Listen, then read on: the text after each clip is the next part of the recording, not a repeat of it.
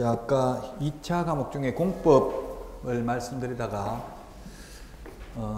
끝냈는데, 공법이 올해 어렵게 출제됐습니다. 그래서 차례만 말씀드리겠습니다. 변수는 있어요. 근데 확률적으로 보면 내년에는 쉽게 나올 차례라는 겁니다. 통계 전문가들이 이야기를 하기 때문에 출제위원들 말을 들어보면 해마다 반대로 나옵니다. 그래서 수능 시험도 올해 만약에 예를 들어서 작년에 국어가 제가 확실하게 모르겠는데, 만약에 예를 들어서 작년에 국어가 어려웠다면 올해는 국어가 쉽고 이렇게 해마다 반대로 나온다고요. 그래서 올해 출제됐던 걸 기준으로 보면 1차에서는 학개론이 어렵게 나왔고, 그럼 내년에는 민법이 어렵게 나오고요. 올해는 2차는 공인중개사법만 쉬웠어요, 올해. 그럼 내년에는 제가 맡은 이 공인중개사법만 어렵고 나머지는 쉬울 개연성이 있다는 이야기죠. 100%는 아니지만 확률적으로 그렇다는 이야기입니다. 자, 공법은 부동산 관련 공법입니다. 우리나라 부동산 관련 공법이 약 350개 법률 정도가 있습니다. 부동산 공법. 그래서 이 부동산 공법을 알아야 돈을 벌 수가 있는데요. 그 부동산 공법 한 350여 가지 중에서도 지금 우리 시험 범위에 들어가는 건 6개 법만 들어갑니다. 그 중에 이제 국토의 계획 및 이용에 관한 법률, 흔히 줄여서 국토법 또는 국괴법 이렇게 부르는데, 국토의 계획 및 이용에 관한 법률입니다. 옛날에 국토이용관리법과 도시계획법이 합해져 가지고 지금은 국토의 계획 및 이용에 관한 법률입니다. 아직 공법 한 번도 안 했습니까? 그럼 국토법이라고 들었는데, 국토의 계획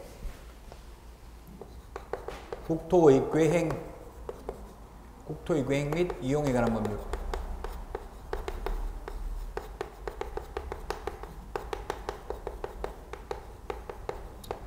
국토의 계획 및 이용에 관한 법률. 종전에는 국토이용관리법, 도시계획법 두 개가 바뀐 겁니다. 노무현 정부 때부터 바뀌었는데요. 그 개정은 김대중 정부 때 해가지고요. 그게 왜 그렇게 됐냐면, 옛날 김영삼 정부 때는 보면 저 양평, 강원도 가다 보면 산꼭대기에다 전원주택 같은 거 지어놓는 거 보셨을 거예요. 준보전산지 이렇게 해가지고요. 그래서 지금은 법 이름에 보면 선계획 후개발입니다. 옛날에는 국토이용관리법 선개발이 우선이었어요. 그래서 수지 난개발 때문에, 저 용인 수지 난개발 때문에 특히 이게 많이 바뀌게 된 계기가 됐습니다. 이제는 선계획 후개발입니다. 한마디로 말하면 계획부터 기반시설, 도로 같은 것부터 먼저 계획, 이미 건물 다 지어놓고 도로 만들려고 하면 힘들죠. 그래서 선계획 후개발입니다. 지금은 가장 큰 취지가 우리 공법, 이 토지를 갖다 내 땅이라고 해서 내 맘대로 쓸 수가 없잖아요. 뭐 상업용지 뭐 다 정해져 있잖아요. 공법에. 그게 공법이거든요. 법에 따라 이용제한이 다 정해져 있다고요. 그래서 이제 이용제한에는 이 법률에 의한 행위제한이 있고요, 개발계획에 의한 행위제한이 있고, 그 다음에 환경부 고시에 의한 행위제한이 있습니다. 예를 들어서 오늘부터 여기 낚시하지 말라 이렇게 공고해버리면 그때부터 행위제한이 생기는 겁니다. 근데 우리나라 법은 대부분이 법률에 의한 행위제한입니다. 무슨 법에 의하면 용도지역지구구역이 있고, 용도지역지구구역에서는 이런 행위를 하면 안 된다 이런 게 있어요. 그 선진국의 미국 같은 데는 가보니까 법률에 의한 행위제한보다는 개발계획에 의한 행위제한이 더 많더라고요. 우리나라는 350개 법률 중에서 개발계획에 의한 행위제한이 한 100개 정도 되고요, 나머지는 거의 법률에 의한 행위제한입니다.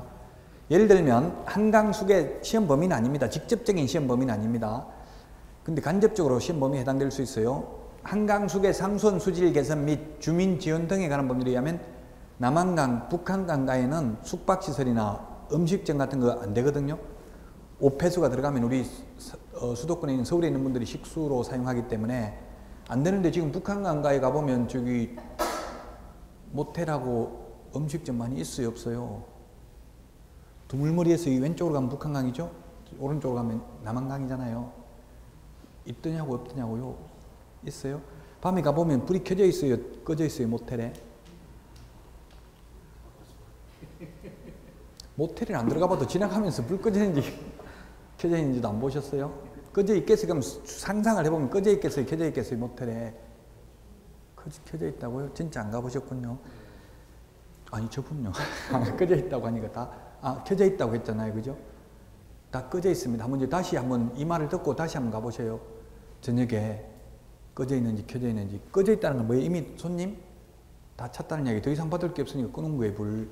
장사 잘 된다는 이야기예요. 왜 그래요? 진입 장벽이 좁기 때문에 다시 새로 모텔을 지을 수는 없다는 이야기입니다. 그런데 이제 투자를 해야 돼. 만약에 하더라도 바로 옆에 지을 수 있는 땅이 비어 있다면 새로 들어와버리면 어디로 가겠어요? 새로 생긴 데로 다 가버리겠죠, 손님이. 그 제가 무슨 말씀을 드리려고 그러냐 하면은 이런 법률에 의한 행위 제한, 1998년도 그게 한강수계 상수원 수질 개선 및 주민 지원 등에 관한 법률을 만들려면 미리 입법 예고를 해야 됩니다. 입법 예고를 해야 되고 새로 법 만들려면 공청회를 해야 되고 그럼 널리 국민들에게 이런 법을 만든다는 걸 알리게 된단 말이에요. 그러다 보면은 법이 제정되기 전에 이미 거기다가 건축 허가를 내놓은 사람은 법은 소급 적용이 안 되거든요. 그 법을 만들어 가지고 시행하려면 1년은 걸린단 말이에요. 어떤 법을 새로운 법을 만들어서 행위 제한을 하려면 머리 좋은 사람은 그 만들기 전에 벌써 이미 허가 다 받아놔 버리니까 실효성이 없다는 이야기예요. 가장 실효성, 효율성이 높으려면은 환경부 고시에 오늘부터 낚시 못한다 딱 하는 게 가장 효과적이죠. 그 다음에 개발 계획에 의한 행위자는 뭐냐면 우리 지금 올해 박근혜 정부에서 택지개발 촉진법을 폐지하겠다 이런 부동산 대책을 내놓은 적이 있어요. 택지개발 촉진법이 이게 5개 신도시 다 택지개발 촉진법에 의해서 개발했거든요. 예를 들어서 판교 신도시를 개발하면 그 개발 사업 시행자가 여기는 단독주택 부지, 여기는 아파트 부지 이렇게 자기가 정해가지고 그걸 승인받으면 그 자체가 그냥 행위제한이에요. 그 전부도 원래는 이미 하잖아요. 거기다 아파트 지을 수 없는 땅이죠. 개발 계획으로 나는 여기다 아파트 짓겠다 이렇게 계획 세워가지고 승인받으면 그게 바로 행위제한이라고요. 신도시들은. 그 신도시에는 보면 다 아파트만 있는 게 아니고 아파트 부지도 있고 단독주택 부지도 있고 다 다르죠. 그런 게 개발 계획에 의한 행위제한입니다. 그래서 이제 여러분들이 공부하는 내용 중에서도 대부분은 그 공법 법률에 의한 행위제한이지만 개발 계획에 의한 행위제한도 있어요. 여러분들이 배우는 공법에도 예를 들면 지구 단위 계획 이런 게 있어요. 지구 단위 계획이라는 거 들어봤어요?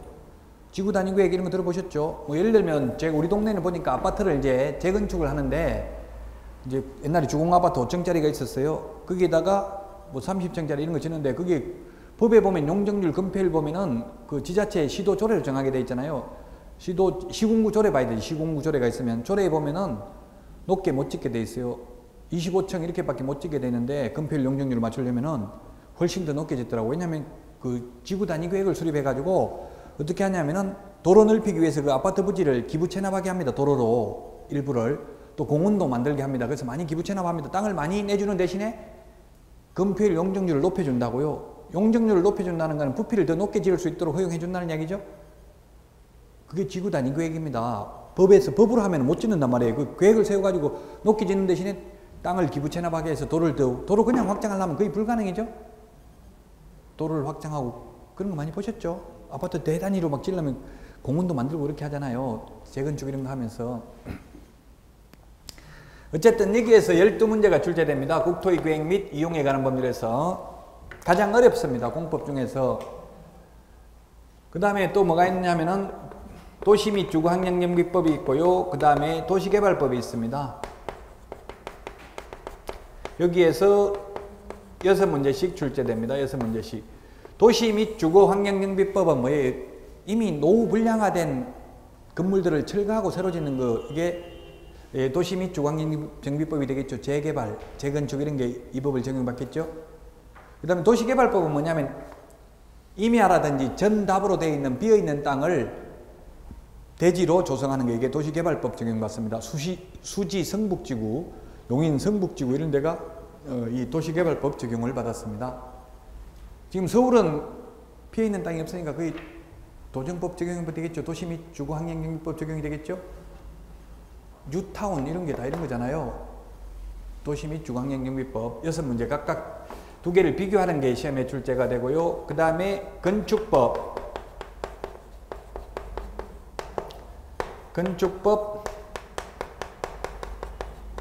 주택법이 있습니다.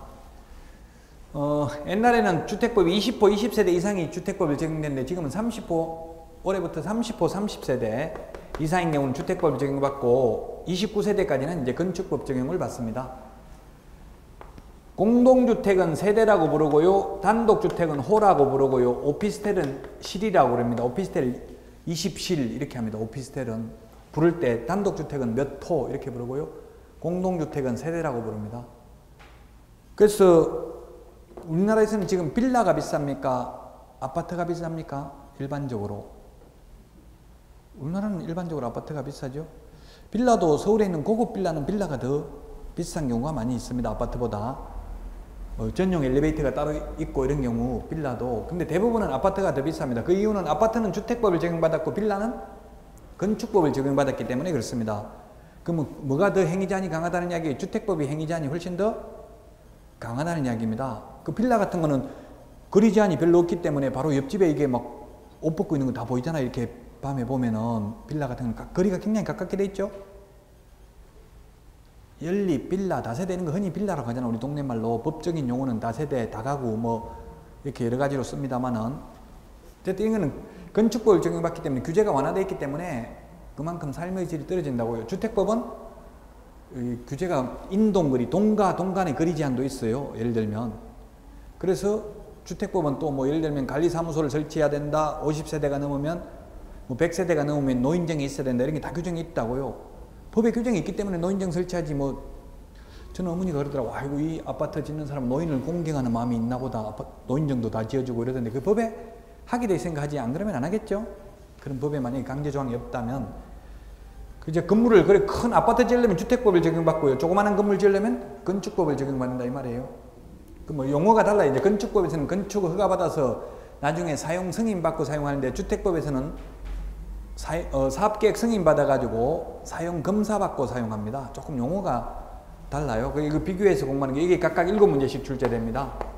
그 다음에 농지법을 공부합니다. 농지법 2문제 출제됩니다.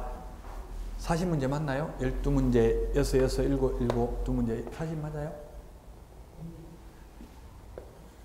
농지법은 우리나라 농지법은 가장 큰 원칙이 이 중개실무에 다 나오니까 말씀드리는 게 중개실무 지금 하는 게 중개실무하고 다 관련이 있어요. 실무하고 경자유전의 원칙입니다. 농지법이 우리 중개실무에 잘 나옵니다. 경자유전의 원칙. 경자유전이라는 뭐예요? 밭갈자만 밭을 소유하라. 즉 농사 지을 사람만 농지를 소유해야 된다는 원칙입니다.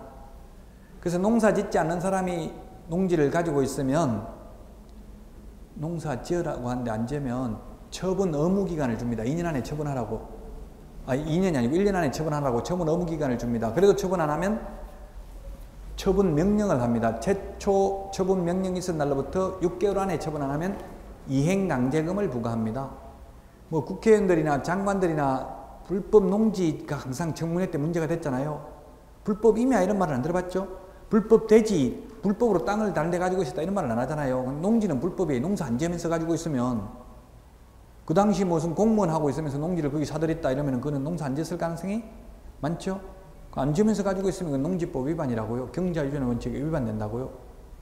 그렇게 한 이유는 조선시대 때까지 그냥 아무나 소유하게 해보니까 전부 양반들이 소유하게 되고 결국 일반 평민들은 소작농으로 전락하게 되는 것을 방지하기 위해서 이제 농지는 헌법에 투기의 대상이 될 수 없고 경자유전의 원칙을 견지하여야 한다 이렇게 돼 있어요. 농사 지을 사람만 농지는 소유해야 됩니다. 다른 땅은 아무나 소유해도 되죠. 임야, 산은 아무나 소유해도 됩니다.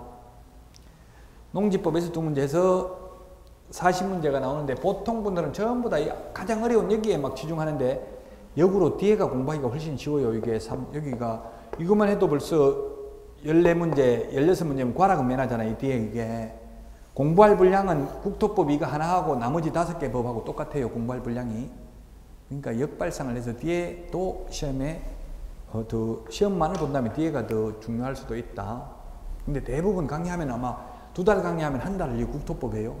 나머지 한 달까지 전 과목도 한다고요. 그럼 공부하는 비중에 비해서는 뒤에가 더 출제 빈도가 높다고 봐야 되겠죠. 자, 여기까지 해서 이제 여러분들이 공부하는 과목 6개 과목을 다 말씀드렸습니다. 공부하는 과목은 6개 과목인데 시험 과목은 5개 과목이겠죠?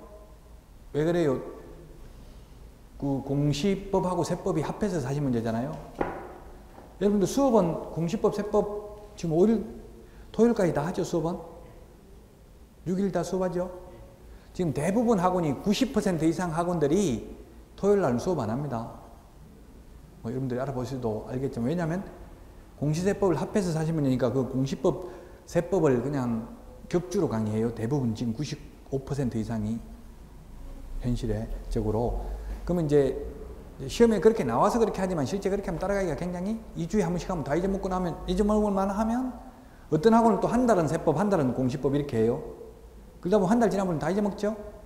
그래서 아마 여기는 수험생들을 위해서 강사료는 더 많이 나갈 거 아니에요. 학원 입장에서 보면. 그럼에도 불구하고 뭐 아마 전부 다 강의는 하는 걸로 알고 있어요. 자, 그러면 이제 6개 시험 과목은 말씀드렸는데, 그러면 시험 준비 기간은 얼마 정도 하는 게 적절한가? 공부해야 되는 준비 기간은? 요즘은 최소한 1년 정도는 해야 된다. 요즘 추세로 보면 1년 정도. 아무리 공부에만 전념하더라도 최소한 6개월 이상은 해야 된다. 지금부터 계속 빠지지 말고 시험 보는 날까지 모든 여러분들이 학원 강의를 하나도 빠지지 말고 한번 들어보세요. 일단 그렇게 하면은, 제가 올해도 다른 학원에 강의하면서 보니까 합격할 확률은 끝까지 학원 다닌 분들이 가장 높더라고요. 물론 예외는 있을 수 있어요. 한두 명. 확률적으로 보면 끝까지. 이제 지금은 여러분들이 학원 잘 다녀요. 모르니까. 근데 나중에 알면서 모르는 척하고 다니는 건 정말 어렵거든요. 똑똑하면서 바보처럼 살기가 어렵다, 이런 말이 있어요. 한자 명언에도. 지금은 잘 다니겠지만 나중에 몇 바퀴 이론을 돌고 나중에 문제풀이하고 이러면 나중에 막 배울 거 없을 것처럼 느낌이 오잖아요. 그래도 지금 조심을 잃지 말고 참고 끝까지 시험 볼 때까지 이 수업 빠지지 말고 들어보세요. 그러면 아마 90% 이상, 거의 100% 합격일 거예요. 여기 있는 분들은. 지금부터 한다면 만약에. 그 옛날에는 1회 시험 때는 뭐 거의 다 1회 때부터 8회 시험까지는요, 한자로 나왔어요. 한자로 문제 자체가. 옛날에 그 복덕방에 있는 분들 한자는 잘 적었잖아요. 그 한자로 나와가지고 그 대신 문제는 쉬웠어요. 근데 9회 때부터는 한자 안 나옵니다. 이제 한글로 나옵니다. 아, 한자 안 나온다. 다시 수정하겠습니다. 한자 일부 나옵니다. 뭐 나오냐면 가벌병 이거 나옵니다. 가벌병. 영어 나옵니까? 안 나와요? 나옵니다. A, B, C, D, E, F 영어 나와요.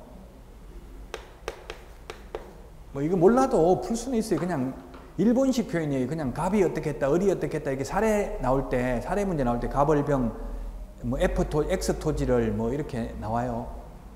몰라도 문제 푸는 데는 지장 없죠? 영어 한자 몰라도. 옛날에는 8회 때까지는 전부 다 한자로 출제됐으니까 굉장히 힘들었어요. 자, 그러면 이제 공인중개사법 공부할 일만 남았는데요. 14페이지. 중개업제도와 공인중개사법 일반인데, 먼저 중개제도의 변천 과정, 연역입니다. 연역, 역사.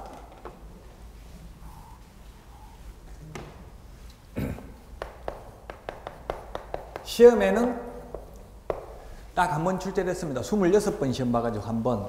무시해도 시험하고는 상관은 없습니다. 사실 솔직히 말하면. 그러나 이 역사니까요. 역사를 알고 공부하는 게 바람직합니다. 우리 그 교재하고 조금 순서를, 조금 모양을 바꾸면,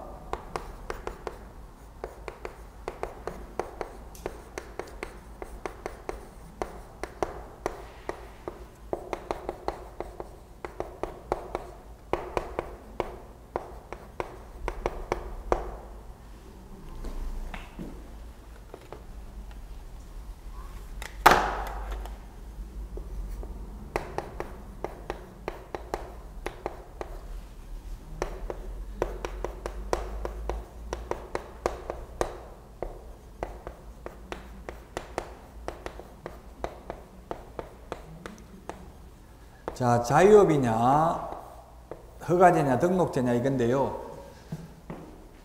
그러면 먼저 신고, 허가, 등록 이런 말이 있는데, 자유업이라는 거는 뭐 옛날에 여러분들이 옛날에 태어났으면 자유업이었기 때문에 아무런 자격증 필요가 없었죠.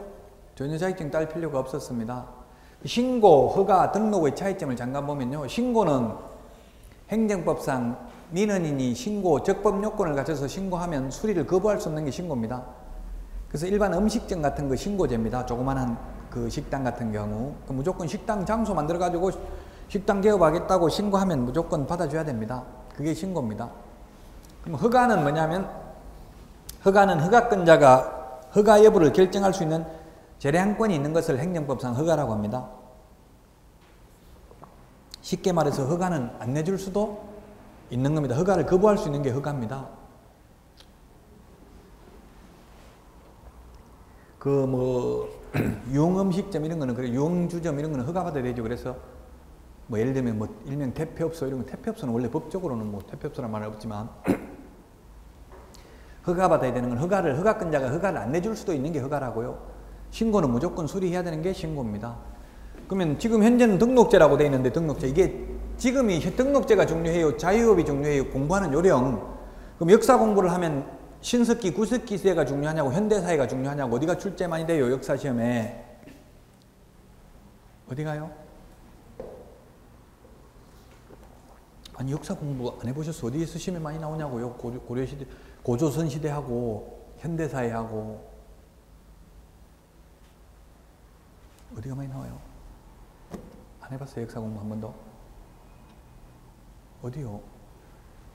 그냥 묻지 말고 그냥 저 혼자 할까요? 이게 서로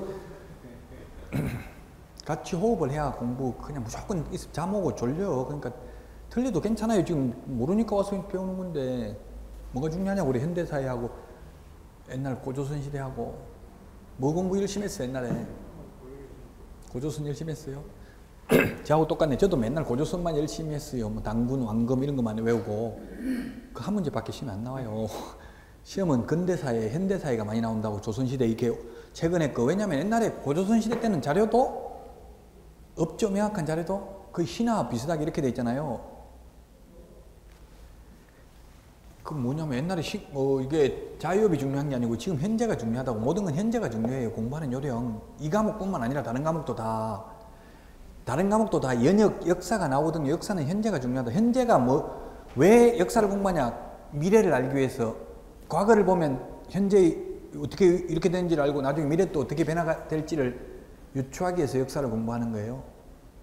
그래서 결국 현재가 중요한데 과거까지 보는 거예요. 결국은 등록제가 중요하다는 이야기예요. 자, 그래서 등록이라는 것은 뭐냐면 신고와 허가의 중간 단계에 있는 규제입니다. 신고는 무조건 받아줘야 되는 게 신고고, 허가는 허가 안 내줄 수도 있는 게 허가인데, 등록은 신고와 같은 점은 무조건 등록을 해줘야 됩니다. 등록 요건을 갖추면. 그럼 신고와 다른 점은 신고보다는 등록 요건을 갖추기가 어렵습니다. 즉 등록하려면 일단 자격증을 취득해야 돼요. 그래서 지금 현재 의사, 약사, 변리사, 한의사, 법무사 전부 다 등록입니다. 병원에 가보세요. 조그마한 의원 가면 전부 다 등록증 걸려 있어요. 걸려 있는지 한번 보시고요. 그게 주민등록번호 등록증에 기재되어 있어요? 안 돼 있어요? 등록증에 보면? 네, 안 돼 있더라고요. 가려놓은 거는 돼 있는데 그 사람이 보면 개인이 가려놓은 거고요. 왜 이런 말씀을 드리냐면 이제 흐름이에요. 흐름. 옛날에는 주민등록번호를 다 적도록 돼 있었어요. 근데 다 가려놨잖아요. 자기 주민등록번호 도용당할까봐. 그래서 지금은 개인정보보호법이 개정돼 가지고요. 이제 여러분들 시험 보는 내년부터는 우리 중개사무소 등록증에도 주민등록번호 안 적고요. 생일만 적고 생년월일만. 앞으로 모든 자격증에 생년월일만 적는다고. 옛날에는 다 주민등록번호 다 적었어요. 개인정보보호법에 의해서 법률에 근거 없이는 이제 개인 주민등록번호를 수집하지 못하도록 돼 있죠. 지금 우리 공인중개사법에는 계약서 쓸 때는 주민등록번호 알아야 되잖아요. 수집할 수 있다라고 돼 있어요. 법에 근거 규정 없이는 못한다 이 말이에요. 이제 확인 설명서에는 주민등록번호 안 적습니다. 그래서 이제 생년월일만 적어요. 개인정보보호법이 올해 강화됐잖아요. 지금 롯데가 CCTV 가지고 지금 감시했다 이런 건 큰 문제예요. 그냥 대충 넘길 수도 있지만 그 개인정보보호법이나 개인 사생활을 강화하는 추세에서 본다면 그거는 심각한 범죄 행위가 될 수도 있다는 이야기. 우리는 그냥 별로 대수롭게 생각하잖아요. 사실은 그런 큰 인식이 이때까지는 없었잖아요. 개인 사생활에 대해서. 자, 그러면 자유업이었는데 지금은 이제 등록제고, 지금이 일단 결론은 지금이 중요하다는 걸 말씀드리고요. 우리 교재는 지금 14페이지 메뉴에 있는데요. 그 자유업이었는데 이거는 언제부터 자유업이었냐면 고려시대 때, 고려 이전에 그러면 신라시대 때나 신석기 시대 때나 구석기 시대 때는 어떤 제도가 있었는지 문헌이 없다고요. 그러니까 알 수가 없어요. 무슨 제도가 있었을 개인선도 있죠. 근데 근거 자료가 없으니까 지금 밝힐 수도 없고요. 시험에도 안 나오고요. 크게 걱정하실 필요가 없고, 고려시대 때 뭐에서부터 출제됐냐면 객주상인, 객상주인이라고 되어 있나요? 예, 객상주인.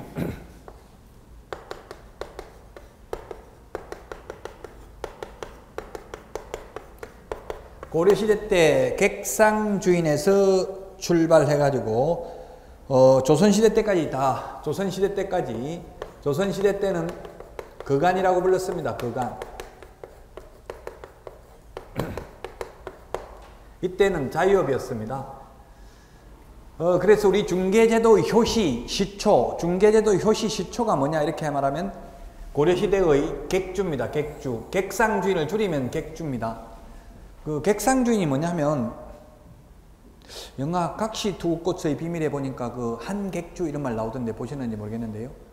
객주라는 거는 객상, 옛날에 상인들은 객이 뭐예요? 손님 객자죠? 또 손님처럼 떠돌아다니면서 장사를 했단 말이에요. 오일장이라든지 옛날에 영화 같은 거 뭐 사극 같은 거 보면 돌아다니면서 장사했잖아요. 그게 객상이에요. 돌아다니는 상인들이 객상이라고요. 그 중에서 주인이면 우두머리죠. 떠돌아다니는 상단의 우두머리입니다. 그게 객상주인, 객주입니다. 객주. 그 객주 힘이 막강했다고. 옛날 돈은 그 사람들이 다 버렸기 때문에 돈이 있으면 뭐 안 되는 게 없었잖아요. 그래서 객주에서부터 출발했는데 이 객상주인들은 보면은 옛날에 뭐 사극 같은데 고려시대 사극 이런 거 보면은 주막도 하고 음식도 팔고 잠도 재워주고 여러 가지 일을 했다고요. 딱 중견만 하는 게 아니고 객주에서 출발했는데 이렇게 여러 가지 일을 한 객주에서부터 중개제도가 출발했고요. 조선시대 때는 거간이라고 불렀어요. 거간. 거간이라는 말은 사람들 사이 간자, 거할 것자, 사람들 사이에 거주하면서 돈을 받고 소개시키는 사람을 거간이라고 했어요. 저는 시골에서 자라면서 어릴 때 오일장에서 소 사고 파는 사람을 거간이라고 부르더라고요. 혹시 그런 거 이런 말 안 들어? 못 들었어요? 지금 40대이세요? 예. 좋겠어요?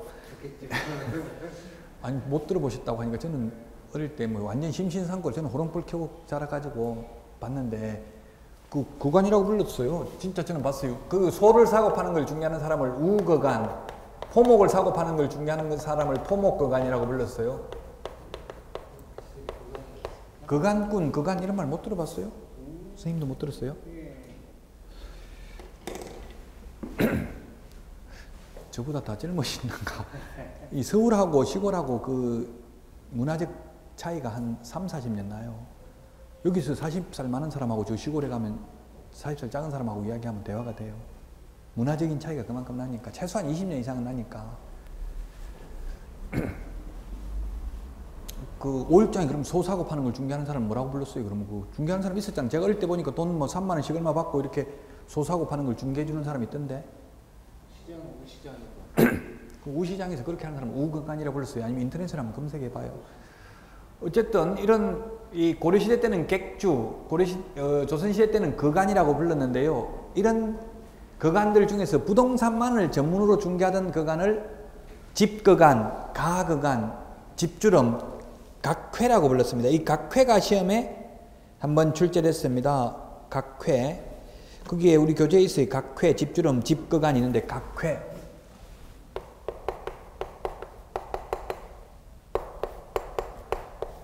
한자는 시험에 안 나온다고 했어요. 각회. 그래서 결론은 중개제도 효시는 고려시대 객주에서 출발해가지고 최초로 지금 우리 부동산만을 전문으로 중개하던 전문 직업인은 각회입니다. 각회. 이게 1995년도 8회 시험에 한번 출제됐습니다. 딱 한 번. 그리고는 20년이 지났지만 아직까지 20년 지났나? 1995년 20년 지났는데 아직까지 한 번도 출제되지 않았습니다. 각회, 집주름, 가거간, 집거간이라고 불렸어요. 부동산만을 전문으로 중개하던 전문 직업인을 일컫는 말입니다. 우리 개업공인회사의 직접적인 조상은 각회입니다. 근데 중개제도 효시 시초가 되는 것은 고려시대 때 객주에서 출발했습니다. 이때는 자유업이었습니다. 아무런 자격증이 필요가 없었습니다. 그러다가 인가제로 바뀌었습니다. 인가제로. 인가제로 언제 바뀌었냐면은 1890년 객주 거간 규칙이 제정됐습니다. 우리 교재에 보면 1890년 객주 거간 규칙이 제정되었습니다.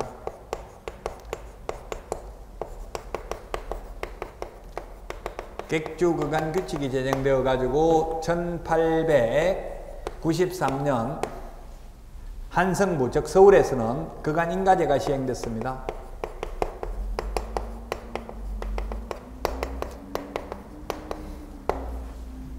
그간 인가제, 인가 규제를 좀 해봤는데요. 그러다가 또 자유업으로 바뀐 게 1910년도 한일합방에 의해서 일제히 강제 병합이 됐습니다.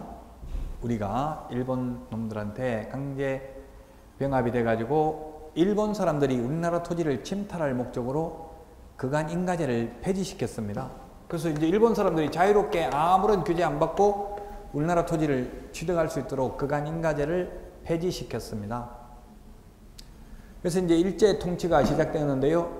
1910년 한일합방이 되고 나서부터 식민지 통치를 10여 년 정도 하다가 보니까 이제는 통치 기반이 안정이 되니까 다시 규제를 하기 시작했습니다. 1922년 경기도령 제10호로 경기도령이라고 하면 이 명령의 줄임말이죠. 경기도 명령이 되겠죠. 경기도령 제10호로 소개영업 지체규칙이라는 걸 제정했습니다. 소개영업 지체규칙, 소개영업 지체규칙을 제정했습니다. 이게 객주그간규칙이 우리나라 최초의 법제도라면 소개영업 지체규칙은 최초의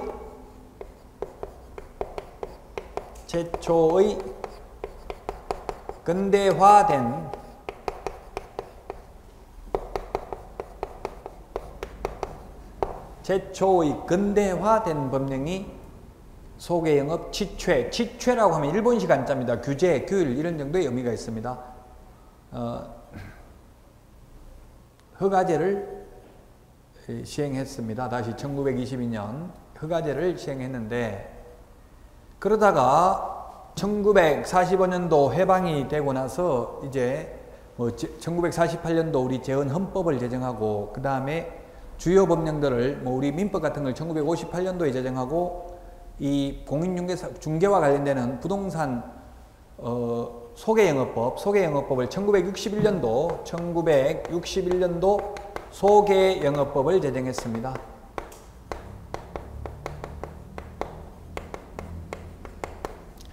소개영업법을 제정했다. 해방되고 나서 이 소개영업법은 우리 부동산뿐만 아니라 다른 민사중개도 허용했습니다. 예를 들어서 부동산 중개, 직업 중개, 혼인 중개 이런 걸 다 했어요. 옛날에 우리 복덕방에서는. 복덕방이라는 말을 안 했는데 이 각 회가 근무하던 장소가 복덕방입니다. 복덕방. 한자가 시험에 안 나오는데 자꾸 한자를 적어서 미안하긴 한데요. 이게 이제 한자를 알면 그 의미를 알 수 있으니까 일단은 복을 파는 장소입니다. 복덕방. 복을 파는 장소. 그 복이라는 건 우리는 천복이 있고 지복이 있는 것으로 믿었어요. 천복은 하늘이 내린 복이니까 타고나야 됩니다. 이거는. 근데 지복, 땅이 내린 거는 후천적으로 명당자리를 잡게 되면은 양택, 명당자리 집을 지으면은 현세가 발복을 하고요. 음택, 즉 묘자리를 명당자리에다 쓰면 후세가 발복하는 걸로 믿었어요. 우리나라 옛날 조상들은. 그래서 복덕방, 이 우리 개업 공인회사들은 단순히 그냥 수수료 받아먹는 게 아니라 복을 파는 사람들이에요. 그래서 옛날 분들은 상당한 지식이 있었단 말이에요. 중개뿐만 아니라 풍수지리 등에도 해박한 지식을 가지고 있었어요. 그 여러분들도 합격하면 풍수지리 이런 거는 공부를 좀 하시는 게 바람직해요. 저도 책은 많이 읽어보고 있는데 굉장히 어려워요. 한자라서. 지금 책 읽어보니까 그러니까 이게 한강이 W자로 돼 있죠. 이렇게. 이게 지금 이 서울에서 그럼 명당자리가 어디냐? 지금 남아있는 명당자리가 개발, 다 이미 땅 있는 거, 이런 거는 명당자리가 어디냐면은 이게 물이 감싸고 있는 지역이, 여기가 좋은 자리래요. 여기가. 물이 감싸고 있는 지역, 여기는 안 좋은 자리고요. 물이 바깥에서 감싸고 있는 한강 남쪽에 이런 자리가 좋은 자리가 되겠죠. 그러면 여기가 좋은 자리인데, 여기가 지금 미사지구예요. 미사지구. 물이 감싸고 있는 지역 바깥에서 미사리가 명당자리라고요. 그럼 미사리 같은 데는 문양받아 놓으면 앞으로 올라갈 가능성이 많아요. 이런 데는 지금 뭐 압구정동 그런 데 전부 지금 이런 데거든요. 이런 데는 이미 땅값 집값 다 올라가 있잖아요. 그럼 지금 남아있는 중에서는 여기 미사리, 풍수지리를 공부해보니까 여기가 좋더라고. 미사리 같은 데가. 물이 밖에서 이렇게 감싸고 있는 지역이 좋대요. 한광이 보면 이런 식으로 돼 있어요. 너무 지금 그림을 잘못 그리긴 했는데 약간 이렇게 구불구불하게 돼 있어요. 어쨌든 여러분들은 그건 이제 풍수지리는 합격하시고 나서 공부하시라고요. 자, 그래서 복덕방 이야기를 했고요. 지금도 전화 와가지고 제가 공인중개사 사무실입니다 이렇게 하니까 아이고 복덕방이 전화했는데 잘못했습니다 하고 다 끊어버리더라고. 아이고 그 다시 전화해가지고 복덕방 맞습니다 이렇게 해가지고 겨우 통화했어요. 아직도 국민들 의식 속에는 복덕방이라는 말이 더 친숙하다는 이야기예요. 공인중개사 사무실보다는. 그리고 중개수수료라고 말 안 하고 복비라고 그래요. 복비. 거의 아직도 지금 한 80% 이상이 복비라고 불러요. 복비. 복비는 누가 냅니까? 이렇게 대부분 복비. 복을 그러니까 그냥 수수료 달라고 하면 천박하게 장사꾼 같은데 복비니까 복 받는 돈이니까 이 깎으면 복 나갑니다. 그 복비 그 깎으면 복 나갑니다. 이러면 잘 줘요. 어떻게 보면 물론 안 그런 사람도 있긴 하지만 복을 받는 비용이잖아요. 복비. 복비라는 게 복 받는 데까지요. 그래서 아마 복비라고 불렀고 지금도 복비라고 많이 해요. 중개수료. 지금은 중개보수거든요. 정식 명칭이 올해 7월 29일부로 개정돼가지고 보수로 바뀌었어요. 수수료라는 말이. 근데 아직도 복비라고 많이 부른다.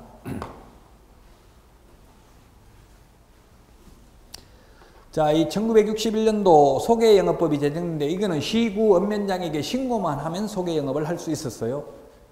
그 초창기 때는 부동산뿐만 아니라 직업중개, 혼인중개 등도 했는데요. 그 병폐가 너무 심해져 가지고요. 나중에는 부동산만 중개하도록 했습니다. 제가 어릴 때 그래서 보면은 친구 아버지 복덕방 하는 데 가보니까 돈 없다고 하니까 돈도 빌려주고 사채업자에 돈도 빌려줘요. 투자하라고. 돈도 빌려주고 또 뭐 어디 음식점에 아가씨 없다고 하면 사람도 구해주고 중매도 해주고 별거 다 했어요. 옛날에 복덕방에서. 그러다가 나중에는 부동산 중개만 하게 되었다고요. 신고제입니다. 이때도 자격증 필요 없었어요. 1961년도도 그냥 시구읍면장에게 신고만 하면 됐었어요. 이때 이게 허가는 경찰서장 허가 받았어요. 경찰서장 허가. 경찰서장 허가 받았다가 시구읍면장한테 신고만 하면 되었고요. 자, 그러면 1961년도 이때는 1960년도에는 땅값이 비쌌겠어요? 건물 가격이 비쌌겠어요? 네, 당연히 건물 가격이 비싸겠죠? 강남에 논밭 이런 거 거의 뭐 돈 얼마 안 했다더라고요. 저도 그때 안 태어나가지고 잘 모르겠는데 어쨌든 1960년도에는 문제가 없었어요. 그런데 1970년도까지만 해도 우리가 북한보다 못 살았답니다. 만약에 1970년대 북한보다 못 살았다 이런 말 했다가는 바로 긴급조치 1호 위반으로 구속 한 3년 징역 살아야 돼 이런 말 못해요. 지금은 우리가 뭐 18배인가 잘 사니까 말해도 돼요. 잘 사는데 뭐 말해도 상관없죠. 지금은 옛날에 못 살았다고 한 건 상관없잖아요. 실제로 그랬대. 1970년도까지만 해도 우리가 북한보다 못 살았다고요. 지금 북한도 가보니까 우리 한 1970 그때부터 계속 발전이 없는 게 공산주의 나라들이 발전이 안 돼요. 지금 베트남 같은 데가 월남전쟁이 일어나기 전에 우리나라보다 훨씬 잘 살았거든요. 전쟁 나면서 우리나라 그 파월 그 장병들이 받아온 150달러 받았어. 월급 그 당시에. 엄청난 게 그때. 그래가지고 우리나라가 부자가 된 거거든요. 사실 월남전쟁 때문에. 한국전쟁 때문에 일본이 부자가 된 거잖아요. 우리나라 전쟁 6.25 때문에. 전쟁을 해야 부자가 되거든요. 미국은 그래서 한 번씩 전쟁 터뜨립니다. 왜냐면 미국 대통령은 무기상의 로비를 받아야 대통령 당선되거든요. 그래서 무기 규제를 못하는 게 총기 사용을 규제 못해. 그래버리면 다음 대통령 못 되거든요. 그래서 몇 명씩 죽고 해도 계속 총기를 사용하도록 허용하잖아요. 그 무기를, 그래서 외국에서 무기 실험을 많이 한다고. 일부러 전쟁을 해야 실험할 수 있잖아요. 걸퍼전 이런 거 해야 무기를 팔아먹을 수 있거든. 첨단 장비를. 여러분이 처음이니까 이제 이런 말 하는 게 나중에 되면 시험 공부만 해야 되니까 이런 말 안 해요. 처음에 이제 좀 어느 흐름을 알아라는 이야기예요. 그런데 왜 이제 1960년도에는 그래서 문제가 없었다고요? 부동산 가격이 굉장히 쌌었으니까, 못 살았으니까, 부동산에 대한 관심도 없었어요. 그러다가 이제 박정희 대통령이, 전 대통령이 1970년도부터 경제개혁 5개년 계획을 발표하고 새마을 운동을 했어요. 그때는 아침에 못 자고 있어. 막 트럭이 다니면서 계속 스피커 들어가서 새벽종이 울렸네. 뭐 일어나서 삽질하라 하고 계속 노래 나왔죠. 새마을 노래. 그것도 기억 안 나요? 저는 그래서 우리나라 역사 5,000년 역사로 본다면 4,950년 동안 바뀐 거하고 최근 50년 바뀐 거하고 따지면 최근 50년 동안 바뀐 게 더 변화가 심해요. 제가 어릴 때 시골은 신석기 시대 때나 별로 다를 바가 없었어요. 호롱불에다가 이 잡으면서 컸어. 저도 이 막 그 불에다 대면 타타타 타는 모습이 막 고소한 냄새 나고 좋았어요. 호롱불, 촛불은 설날이나 촛불 켰어요. 호롱불 켜고 있다가 초가집에 있었어요. 새작불에서 오래시작구 초가집에서. 근데 1970년도부터 새마을운동이 되면서 이제 초가집 다 뜯어내고 길 다 구불구불하던 길 다 고치고 이렇게 했죠. 그러면서 이제 부동산 가격이 폭등하게 됐다고요. 후진국에서 그래서 지금 중국이라든지 베트남 이런 데 졸부들이 엄청나게 탄생하고 있거든요. 우리 70년대하고 똑같더라고. 지금 북한도 마찬가지고요. 그때는 우리도 뇌물만 주면 안 되는 거 없잖아. 그냥 건축허가 내면 아무것도 안 되잖아요. 근데 뇌물 주면 다 되죠. 지금 태국, 베트남 이런 데 다 그래요. 교통경찰 잡히면 돈 줘야 돼. 우리는 지금 돈 주가지 안 되잖아요. 선진국이 거의 됐기 때문에. 오히려 선진국이 되면 살기 좋아요, 안 좋아요? 안 좋아. 이제 졸부가 될 가능성은 없어요. 정상적인 이윤만 추구할 수 있지 초과이윤을 획득할 수가 없다고요. 선진국이 되면은. 아직도 기회의 땅을 찾으려면 후진국으로 가야 돼요. 뇌물 주면 되는 나라. 베트남, 태국, 뭐 북한은 지금 공산주의, 베트남 같은 데도 이제 공산주의이기 때문에 지금 부패가 심하기 때문에 발전이 안 돼서 그렇지. 거기 있는 공무원들은 엄청나게 돈 많이 벌어요. 공무원들은 다 뇌물 받아가지고. 그 우리도 1970년도에 이제 막 격격하게 그때 우리나라도 졸부가 많이 탄생해서 땅 사놓으면 하룻밤 자고 나면 2배씩 오르고 이렇게 했다고요.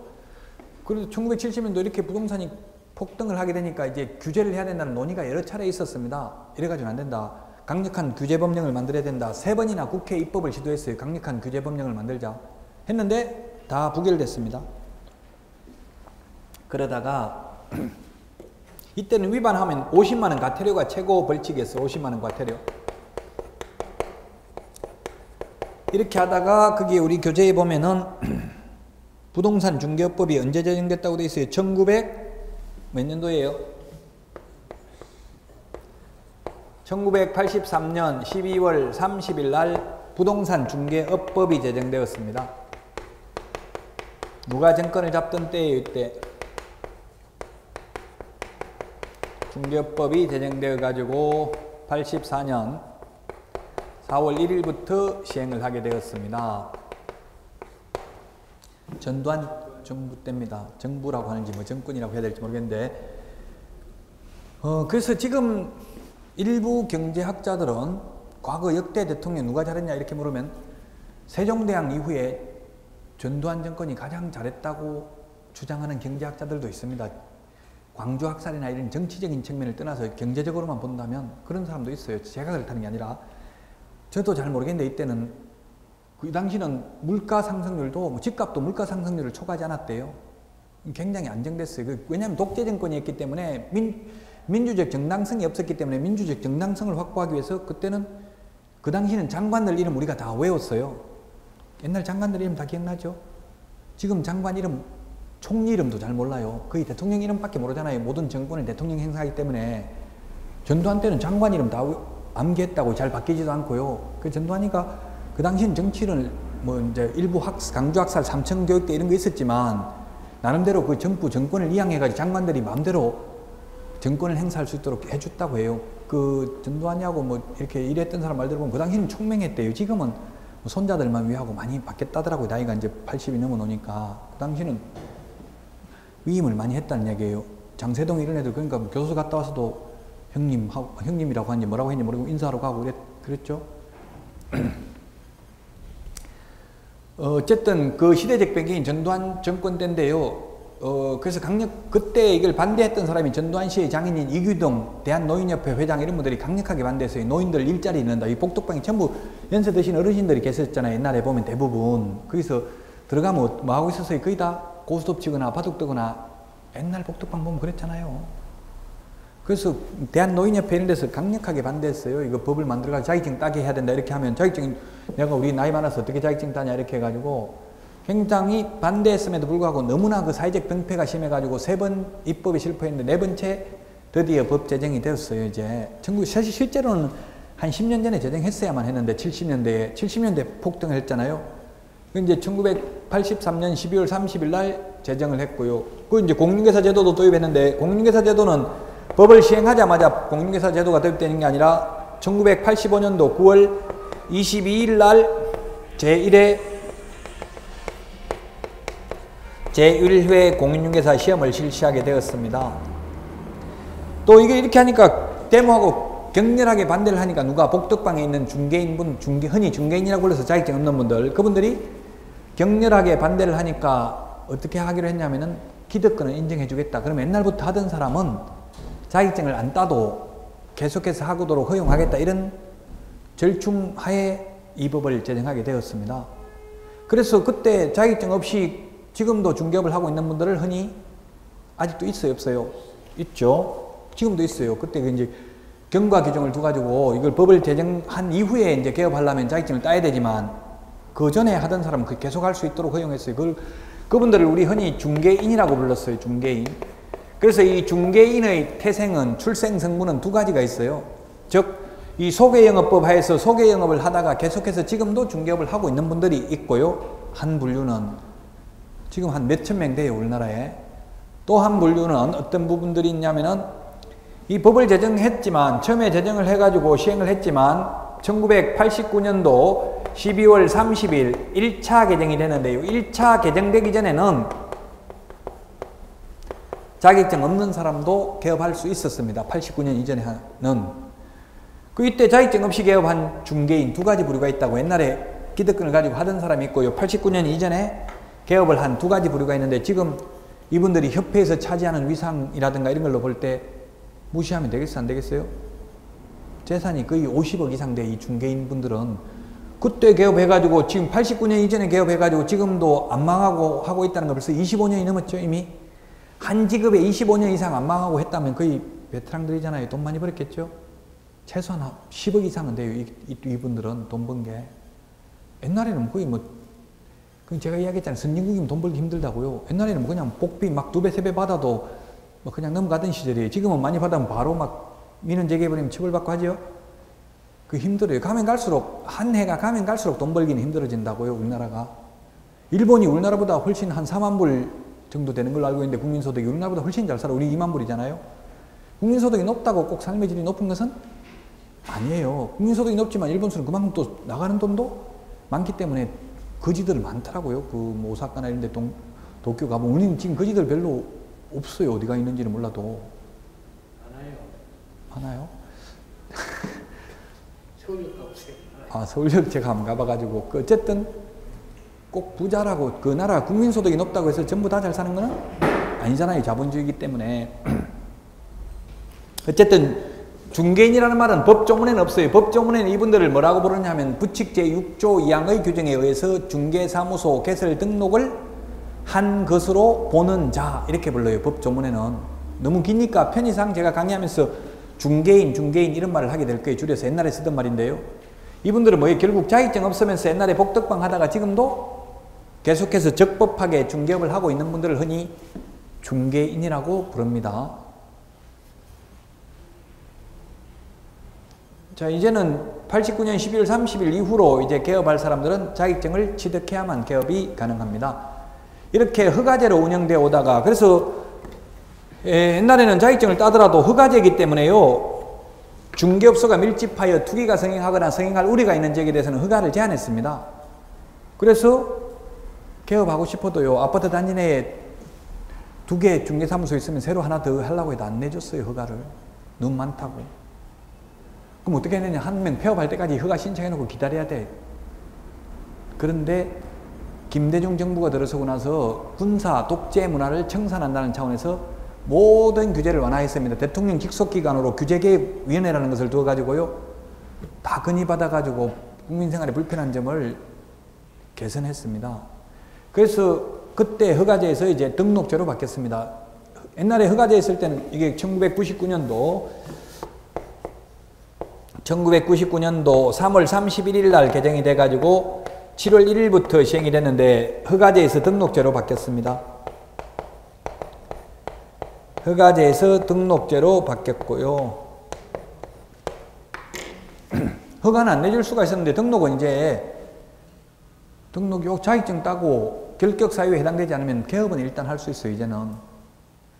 지금 허가제라면 상상해보면 말이 안 되죠. 그럼 언제 허가 나올지도 모르는 상태에서 기다리고 있어야 된다는 이야기잖아요. 직장도 못 가지고. 그래서 이때 김대중 정부 때 1999년도 등록제가 시행되고 나서 지금 뭐 한 15년째 계속해서 등록제를 시행하고 있습니다. 지금 현재 등록제를 시행한다는 게 중요하다고 했죠. 과거는 그렇게 중요하지는 않아요. 이 등록, 병원 같은 데 가봐도 다 등록제지만 일단은 이 학원도 등록제입니다. 약간 공익성이 있어요. 이 학원도 완전히 그냥 일반 장사꾼하고는 달라요. 일반 장사꾼들은 신고제예요. 이는 등록제고 우리 중개업도 등록제를 채택하고 있습니다. 일단 자격증 따야 되고요. 실무교육 받아야 되고 결격사유에 해당되면 또 등록이 안 돼요. 예를 들어서 교도소 갔다 오고 3년 안 지나고 이러면 개업할 수가 없어요. 이게 등록제입니다. 자, 이렇게 등록제로 시행되어 오다가 우리 그 교재에 보면 표 맨 마지막에 보니까 그 법 이름이 공인중개사법으로 되어 있는데요. 공인중개사법으로 바뀐 건 아니고 2005년도 노무현 정부 때입니다. 노무현 정부 때 2005년도 여기다 좀 더 하자면 2005년도에 바뀌어가지고 2006년 1월 30일부터 시행됐는데 구차 개정. 몇 차 개정인지 이거 중요하잖아요. 몇 번째 개정된지 중요하진 않은데 이게 노무현 정부 때인데 이때 바뀐 게 획기적으로 법이 바뀐 게 획기적인 사건이 몇 번 있습니다. 이 김대중 정부 때 바뀐 거 이거 허가제에서 등록제로 바뀐 게 좀 획기적이었고요. 그 다음에 노무현 정부 때 옛날에는 부동산 중개업법이었어요. 이게 부동산 소개영업법 다음에 부동산 중개업법에서 법 이름이 어떻게 바뀌었다고요? 법 이름이 한 두 가지가 바뀌었는데요. 제명.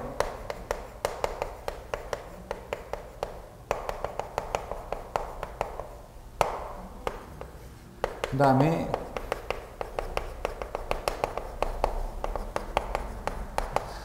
뭐 이제 나중에 역사학자들이 평가하겠지만 노무현 전 대통령이 탄핵을 당했었잖아요. 일단 나중에 헌법재판소에서 안 됐지만 탄핵을 당했는데 그 탄핵을 당한 요소 중에 중요한 게 하나예요. 그 실거래가격 신고제도 도입이. 왜냐면 이걸 찬성한 사람이 아무도 없었거든요. 개업 공인중개사들 다 싫어했죠. 일반 국민들도 없는 사람들은 참 안타까워요. 없는 사람들은 오피니언 리더들, 있는 사람들의 의견에 다 동조하거든요. 뭔지도 모르고 자기한테 좋은 건지 안 좋은지도 모르고. 그러니까 실거래가격 신고제를 좋아하는 사람은 단 한 명도 없었거든요. 근데 밀어붙여가지고 했잖아요, 결국. 그럼 옛날에는 세금을 어떻게 냈어요? 신고한 대로 냈어요. 10억짜리 사놓고도 2억으로 샀다고 신고한 사람은 2억에 대해 세금 내고 3억으로 냈다고 신고한 사람은 3억에 대해 세금 내고 이렇게 됐잖아요. 옛날에는. 금인계약서라고 해가지고 자기가 그냥 신고한 대로 냈어요. 세금을. 불합리하죠? 소득이 있는 곳에 세금이 있으려면 딱 정확하게 내는 게 맞기는 맞잖아요. 이론적으로 따지면. 이론적으로 맞지만 내가 낸다고 생각하면 찬성할 사람 아무도 없죠. 그래서 이 실거래가격 신고제 도입해가지고 개업 공인중개사들 다 반대했고 그 가족들까지 합하면 83,000명이지만 가족 곱하기 4하고 또 집 가지고 있는 사람 오피니언 리더들 저 다 죽여야 된다 이렇게 하니까 결국 그 국민 여론이 그렇게 형성돼서 탄핵된 거잖아요. 국회에서. 그래서 실거래가격 신고제도가 도입됐고요. 이게 실거래가격 신고제는 언제부터 도입됐냐면 2006년 이건 1월 1일부터 도입했어요. 그래서 지금 등기부를 떼보면은 2006년 이후에 7월 이후에 산 것들은 등기부 갑구에 보면 실거래가격이 기재되어 있어요. 이제는. 그 뭐 땅 같은 거는 사면 솔직히 옛날에는 이게 2억을 주고 사면 싸게 산 건지 비싸게 주고 산 건지 그래 사례도 없고 알아볼 수가 없었어요. 근데 이제는 실거래가격이 딱 적혀져 있기 때문에 2억에 샀던 게 1년도 안 돼가지고 4억에 팔고 이러면은 왠지 사기 싫겠죠. 등기부 떼보면 어느 정도 알 수가 있죠. 합리적인 가격을 유추할 수 있잖아요. 상당히 획기적이었어요. 그래서 이게 우리 공인중개사법 역사상 노무현 정부 때, 김대중 정부 때 이럴 때 바뀐 게 좀 획기적으로 크게 바뀐 내용이 있어요. 여기 실거래가격 도입됐고 그 다음 죄명, 법 제목이 바뀌었다고요. 부동산 중개업법에서 뭐로 바뀌었다고요? 중개업법에서 줄여서 공부법이라고 하겠습니다. 공부법. 공인중개사의 업무 및 부동산 거래 신고에 관한 법률. 그냥 제 마음대로 줄였어요. 우리 책에는 지금 뭐라고 돼 있어요? 공인중개사법이라고 돼 있죠? 우리 책 표 맨 마지막에는 공인중개사법이라고 돼 있잖아요. 근데 공인중개사법으로 바뀐 게 아니고 공인중개사의 업무 및 부동산 거래 신고에 관한 법률로 바뀌었다가 공인중개사법으로 바뀐 건 언제 바뀌었다 해서 제가 올해 바뀌었다 했죠? 올해 7월 29일부로 바뀌었어요. 이렇게 돼 있다가 올해가 며칠?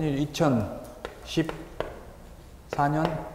7월 29일부로 또 제명이 바뀌었어요. 법 이름이 지금 바뀐 게 보세요. 소개영업법에서 해방되고 나서 소개영업법으로 바뀌었다가 그 다음에 83년 부동산 중개법에서 그 다음에 노무현 정부 때 공인중개사의 업무 및 부동산 거래 신고에 관한 법률에서 박근혜 정부 때 어떻게 바뀌었다고요? 공인중개사법으로 바뀌었어요. 이제 공부법이 공인중개사법으로 바뀌었다고요.